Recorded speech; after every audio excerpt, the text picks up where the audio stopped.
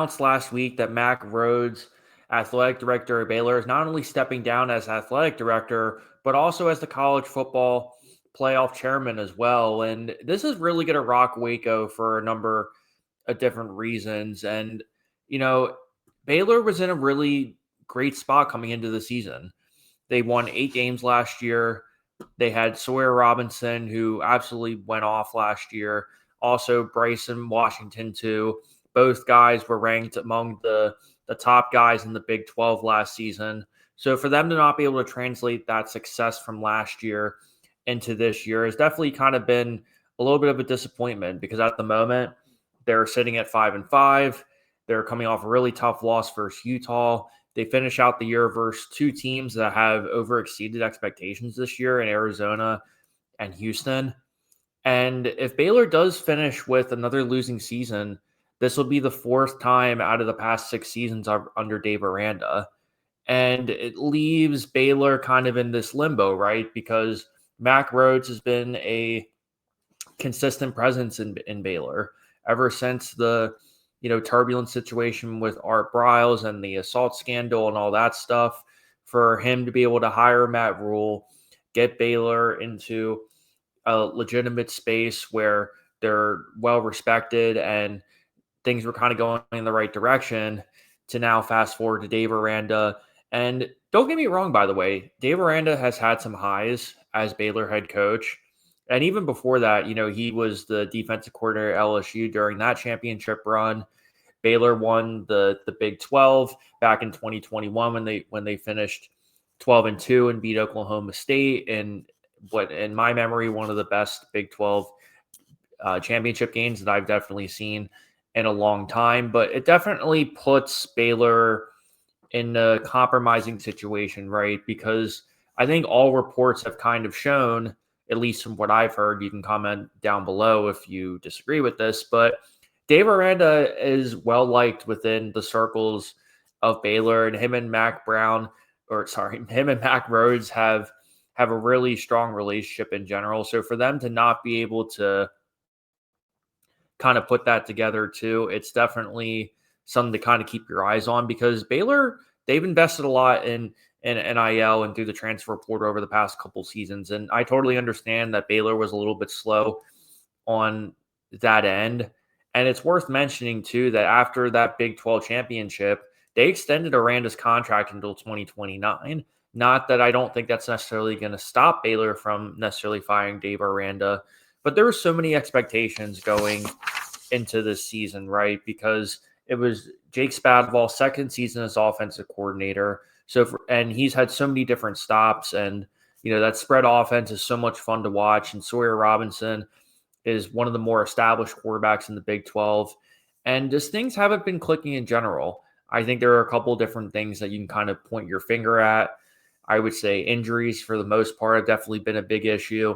I think you could look at defensively. There's been some lapses in the secondary. And, also too, it's just not being able to get the right personnel in there necessarily, because, for example, one of my complaints about Baylor this season has been the lack of pressure on the quarterback, and be able to create more opportunities defensively for that offense to get back out there, because in that spread offense, Baylor is going, but a lot of the time these games kind of end up being shootouts, especially when I look at that SMU game when they won in double overtime, which was one of my favorite games this year. They almost beat Arizona State. They lost 27-24 in that game, where Sawyer Robinson threw for over 250 yards. And also a really gritty performance versus Kansas State and TCU. So it's not like Baylor's necessarily sitting there getting spanked every single week. But you also kind of have to sit there and ask yourself, I guess the real question really for Baylor, right, is now that Mack Rhoades isn't there, is do you think Dave Aranda is the right guy to be leading your program moving forward? And if you kind of look at the coaching carousel they have right now, in many ways it seems like it's almost the right situation for them to continue with Dave Aranda in some ways, right? Because it's not like he hasn't had success to some degree. I mean, granted, we can go back to 2023 where they finished 3-9, but the administration and Mack Rhoades and, the chancellors and the board of directors, they've all have at least been able to shown that they're at least able to give them some resources, right? Because the 2026 recruiting class is on track to be one of the best in program history. According to top 24/7 rankings, they're ranked 26th right now, and they have 3 guys in the top 100. So it's not like Baylor's necessarily, falling off a cliff or anything, but at the same time, it's kind of gets to a point where how patient are the fans really going to be, right? Because if you look at, for example, the attendance at McLean Stadium this season versus their win versus Kansas State, they only had 35,600 fans in that stadium. So for that to be a big disappointment, it's definitely, something to kind of keep your eyes on too. And, you know, right now it's just a leave of absence right now. We're not, no, as of right now, it's my understanding that it hasn't been fired. And it just leads a bunch of different complications, right? Because Baylor is a private university too. So that definitely is something that you definitely have to kind of keep in mind. But the thing that Baylor does have going for them that a lot of people don't really kind of keep in mind is they really do have a really strong foundation to be able to build off of. Because I alluded a couple seconds ago, the defense has definitely had its struggles this season, particularly not only in pass rush, but also in coverage too. If you look at, some of the metrics in terms of defensive rankings, Baylor is consistently at the bottom of that. But at the same time, that's always been Baylor's identity, is to play spread football, to be able to pass the ball, to be electric, to be exciting, and every once in a while get those explosive plays in the run game. I know Bryson Washington is a guy that I really enjoy watching, for example. And especially with this Baylor team where you had a solid recruiting class coming in, you got a handful of transfer guys, particularly at the receiver position and a little bit on the offensive line to kind of plug in a couple of those holes. At least to me, this seems like a team that you certainly should have been able to build off of from last season. But there's just been so many kind of different things that have been going wrong too. Because I mean, even when you think about the beginning of the season, they lost their 2 top coverage defenders, and they also lost both starting edge rushers too. So you can definitely kind of tell if there were some gaps at the beginning of the season in terms of how this Baylor team was going to look. But I think a lot of people within, Baylor fans in particular definitely expected more out of them, and rightfully so too, because Baylor has had so many ups and downs over the past decade or so. So if they would be able to bounce back from the assault scandal, to be able to bounce back from all these different things, at least for me, as I kind of look at this Baylor program, they're kind of at a crossroads right now because all things considered, there's a lot of potential for this team, right? Because when you're at a place like Texas, you're in the hotbed of one of the best recruiting areas in the entire country.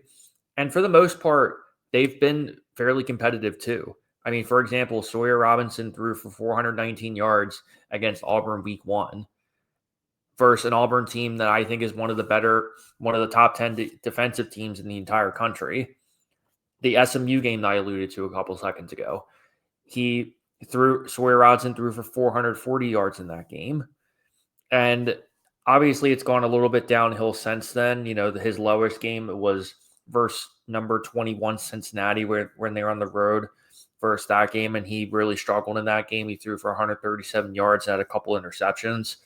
But nevertheless, as it stands right now, Baylor is in a tough spot because you're essentially just a very mediocre Big 12 team right now that is going to lose some key players in terms of a lot of seniors that you have going on. You were riding a 6-game win streak from last season, and when you're 6 years in, the whole "I'm going to have to be patient" card kind of goes out the window, especially when you got that contract extension a couple years back.